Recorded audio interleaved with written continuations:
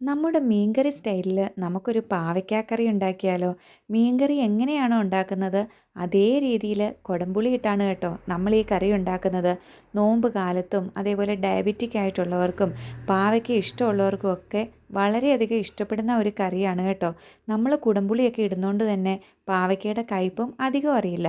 നാടൻ പാവയ്ക്കയാണ് കേട്ടോ ഈ കറി ഉണ്ടാക്കാൻ ബെസ്റ്റ്. ഇനിയിപ്പം നാടൻ പാവയ്ക്ക ഇല്ലെങ്കിലും കുഴപ്പമൊന്നുമില്ല കേട്ടോ. നല്ല അടിപൊളി കറിയാണ് കേട്ടോ. അതേപോലെ തന്നെ നമുക്കിന്ന് വെണ്ടയ്ക്ക മെഴുക്കുവരട്ടി ഉണ്ടായിരുന്നു കേട്ടോ. പിന്നെ നമ്മളുടെ രാവിലത്തെ ദോശയുടെ സാമ്പാറാണ് കേട്ടോ. രാവിലെ ദോശയ്ക്ക് സാമ്പാറാണെങ്കിൽ ഉച്ചയ്ക്ക് ചോറിനും നമ്മളതെടുക്കും.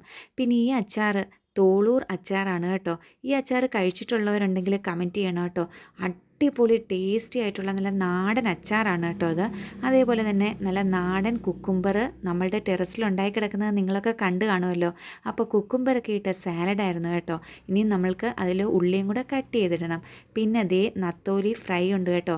ഇത് സാധാരണ നമ്മളുടെ പച്ചമീനല്ല കേട്ടോ, ഉണക്ക മീനാണ്. നമ്മൾ വീട്ടിൽ ഉണങ്ങിയെടുത്തതാണ്. അതുകൊണ്ട് തന്നെ നല്ല ടേസ്റ്റാണ് കേട്ടോ. ഫ്രൈ ചെയ്യുകയോ അതേപോലെ മീൻ പറ്റിക്കുകയോ ചെയ്യാമെന്ന് കരുതി മേടിച്ചത് നമ്മളിങ്ങനെ ഉണങ്ങിയെടുത്തു കേട്ടോ. അപ്പോൾ ഇതൊക്കെയായിരുന്നു ഇന്നത്തെ ഉച്ചയൂണ് വിശേഷം.